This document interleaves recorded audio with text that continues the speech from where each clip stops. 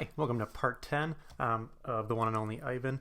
The last part, part 9, we had just kind of left Mac and the rest of the zoo animals. The news had just shown up, and one of the cameramen got a picture of the claw stick that was sometimes used for the animals. So that cameraman now is going to take that picture, and something is going to happen because of it. In the morning, several people gather in the parking lot. They're carrying signs on sticks. The signs have words and pictures on them. One is a drawing of a gorilla cradling a baby elephant. Man, I wish I could read. More people with signs come today. They want Ruby to be free. Some of them even want Mac to shut down the entire zoo. In the evening, George and Mac talk about them. Mac says they're protesting the wrong guy. He says they're going to ruin everything. He says, "Thanks for nothing, George." Mac stomps off. George, holding his mop, watches him leave and rubs his eyes. He looks worried. "Dad," Julia says, looking up from her homework, "you know what my favorite sign was?" Which one?" "The one that said elephants are people, too." George gave a tired smile. He goes back to work. His mop moves across the empty food court like a giant brush, painting picture after picture that no one will see. A tall man with a clipboard and a pencil comes to visit. He says he's here to inspect him of the property. He doesn't say much more, but he makes many check marks on his piece of paper. He looks at my floor, check. Examines Ruby's hay, check. His eyes are water bowls, check.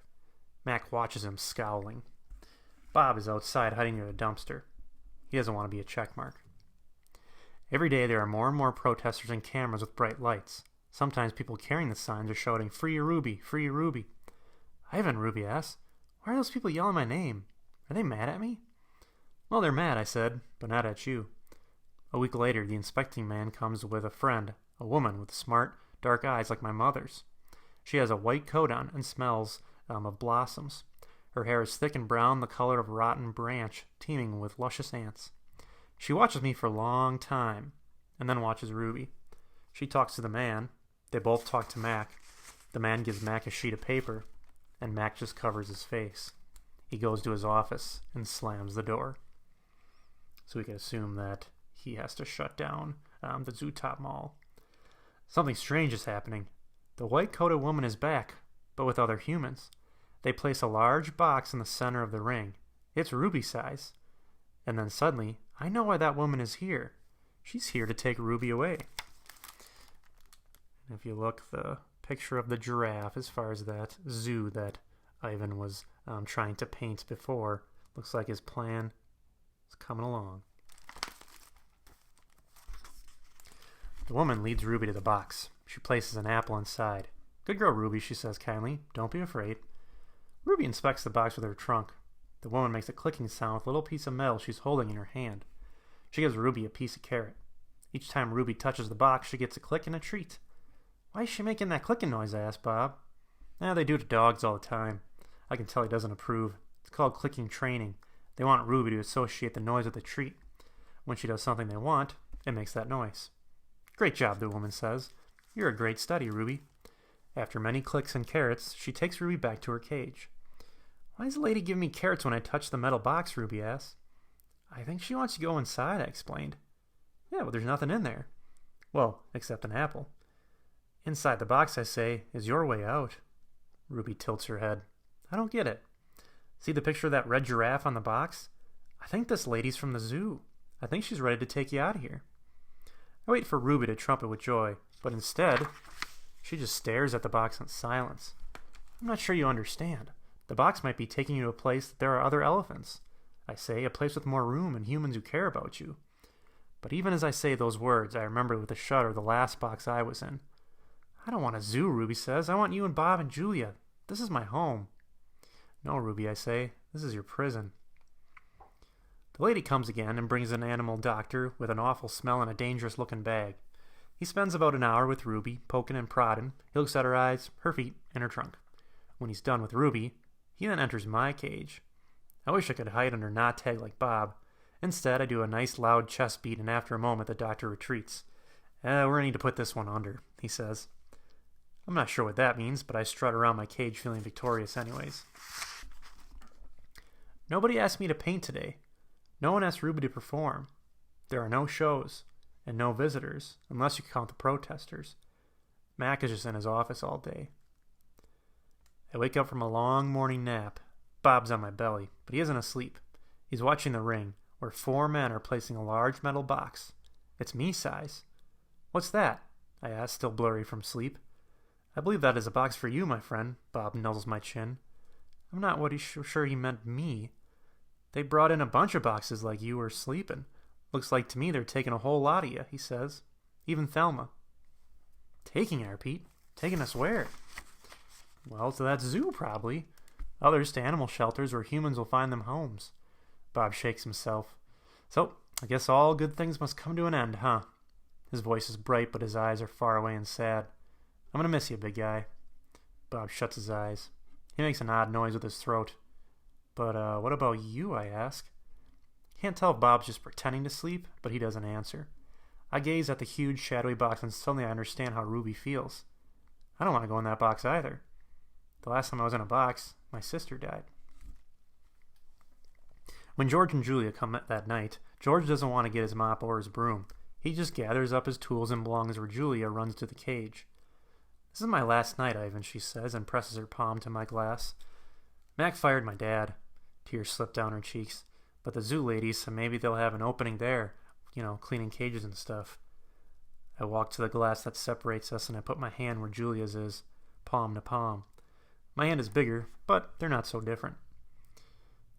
I'm gonna miss you, Julia says, and Ruby and Bob. And this is a good thing, it is.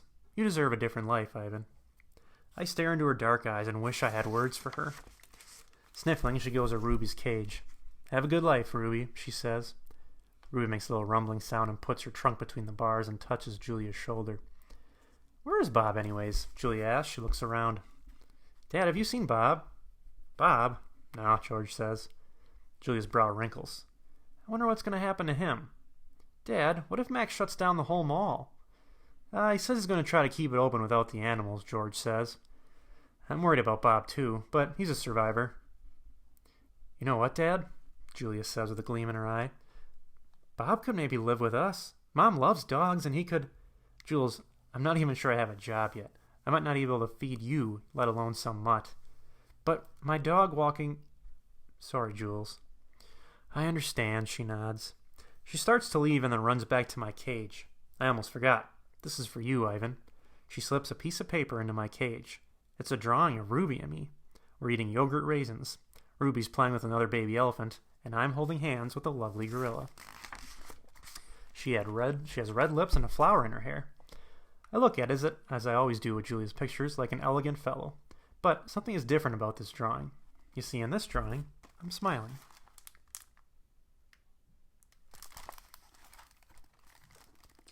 The door to my cage is propped open. I can't stop staring at it. My door. Open. The giant box has been moved, and it's open too. The humans have pushed it up against my doorway. If I walk through my door, I'm going to enter the box. The zoo lady, whose name is Maya, is here again. Click, yogurt raisin. Click, tiny marshmallow. Click, ripe papaya. Click, apple. Hour after hour, click after click. I look over at Ruby. She's waiting to see what I do. I touch the box. I sniff the interior. I have to do it. Ruby's watching me from between the bars of her cage, and this box is the way out. And I step inside. After I leave the box and step back into my cage, I get an idea. A good one. I tell Bob he can sneak into my box with me and live at the zoo. Have you forgotten? I'm a wild beast, Ivan, he says. I'm untamed. Bob samples a piece of celery and spits it out. Besides, they'd notice. Humans are dumb, but they're not that dumb. Ivan, Ruby says, do you think the other elephants will like me? I think they'll love you, Ruby. You'll be a part of their family. Do you think the other gorillas are going to like you, Ruby asks. Well, I'm a silverback, Ruby, a leader. I pull my back and shoulders and hold my head high. They don't have to like me. They just got to respect me. Even as I tell her this, I wonder if I can even command their respect. I haven't had much practice being a real gorilla, much less a silverback. Do you think the other elephants will know any jokes? If they don't, I'll tell her, you can teach them. Ruby flaps her ears and flicks her tail. You know what, Ivan? What, I ask. I think I'm going to go in the box tomorrow. I gaze at her fondly. I think that's a good idea. I think Stella would have agreed. Do you think the other elephants will know how to play tag? I love tag. Me too, I say, and I think of my nimble sister racing through the brush, always just out of my reach. Late at night, Mac opens my cage. The full moon falls on his sagging shoulders. He seems almost smaller somehow. Bob, instantly alert, leaps off my stomach and dives under knot tag. Don't bother hiding, dog, Max says. I know you sleep here. Max settles onto my tire swing. Might as well stay one more night. Your buddy's leaving tomorrow. Tomorrow?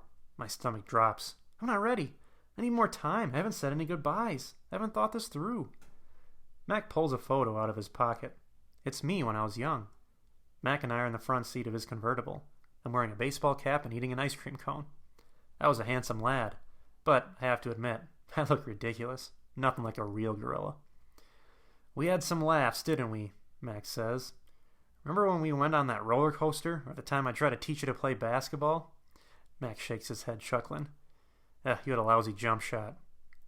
He stands and sighs and looks around. He puts the photo back into his pocket. I'm gonna miss you, Ivan, he says. And then he leaves, and he doesn't look back. Early in the morning, Maya arrives with many other humans. Some have white coats, some have wrestling papers. They're hush, busy, and determined. Ruby enters her box first. I'm scared, Ivan, she says. I don't want to leave you. Part of me doesn't want to leave her either, but I know I can't tell her that. Think of the amazing stories you can share with your new family, I say, and Ruby falls silent. I'll tell them your elephant joke, she says after a long pause. The one about the refrigerator? I bet they'd like that. And be sure to tell them about Bob and Julia and I. I clear my throat. And Stella. I'll remember everyone, especially you, Ruby says. Before I can say any more, they roll their cage out into the waiting truck. And now it's my turn. Bob is hiding in the corner behind my pool. The humans don't even notice him. While they're busy making sure my box is ready, Bob sneaks over. He licks at my chin. You, I whisper, are the one and only Bob. I search for Knot Tag. She's a limp rag without her stuffing, and dribbles of paint cover her fur. I hold her out to Bob. He tilts his head, confused. To help you sleep with, I say. Bob takes her in her teeth and slips away. Good boy, Ivan. Good boy, Maya says when I lumber into my box. I hear the clicker, and I'm rewarded with a tiny marshmallow. When I'm settled, Maya gives me a sweet drink that tastes of mango and something bitter. My eyelids grow heavy. I want to see what happens next, but I'm so sleepy. I dream I'm with Tag, and we're swinging from vines while Stella watches.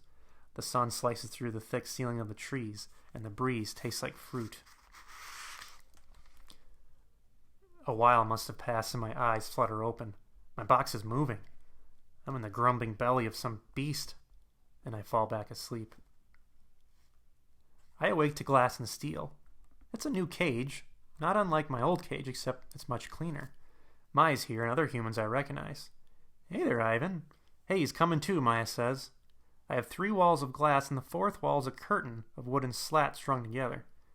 This doesn't look like any of these zoos on TV. Where are the other animals? Where are the gorillas? Is this where Ruby ended up? In a cage just like her old one? Is she cold? Hungry? Sad? Is there anyone to tell her stories when she can't go to sleep? I miss my old cozy cage. I miss my art. Most of all, I miss Bob. My belly's cold without him. The food is fine here. No soda, though, or cotton candy. And I have visitors here. No sticky-fingered children. Only Maya and one other human come. I wonder if I've stopped being famous. Endless days pass, and then I notice something. A change. Don't know what it is, but I can taste it in the air, like far-off rain clouds gathering. Maya brings me a TV. It's bigger than my old one, and she turns it on. I think you're going to like this show, she says. I'm hoping for a romance or a western, but it's a nature show, one with human voices. It's a show about gorillas being gorillas. I watch them eat, groom, and play fight. I even watch them sleep. Wonder why Mac never put on this channel. Alright, we're going to end part 10 with that. Part 11 will probably be the end of the book. So if you could log off, go into Schoology and do the part 10 quiz, and I will see you when we finish. The one and only Ivan.